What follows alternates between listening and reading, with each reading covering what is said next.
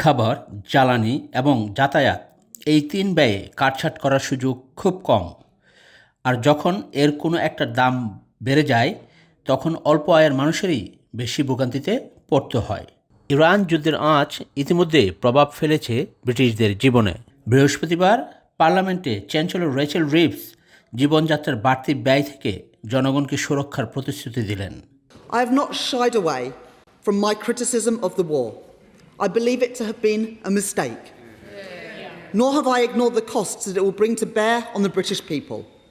I have been clear-eyed about my duty to do what I can to support families and businesses, to be responsive to a changing world and responsible in the national interest.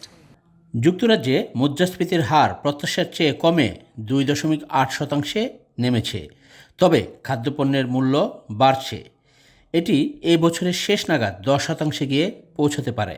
Chancellor ঘোষিত প্যাকেজে যাতায়াত ও নিত্যদিনের খরচে স্বস্তি দিতে পুরো August মাস জুড়ে 5 থেকে 15 বছর বয়সী শিশুদের জন্য লোকাল বাসে ভ্রমণ সম্পূর্ণ বিনামূল্যে করা হয়েছে।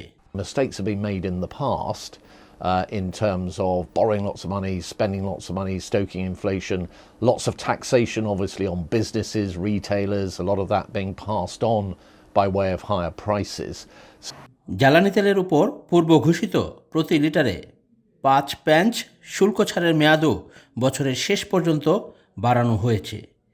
জীবনযাত্রার সংকট মোকাবেলায় এই সাময়িক সুবিধাগুলো প্রশংসনীয় হলেও দীর্ঘমেয়াদী সংকটের স্থায়ী সমাধানের জন্য আরও বড় পদক্ষেপের প্রয়োজন বলছেন সংশ্লিষ্টরা। Afzal Hossain, I media, London.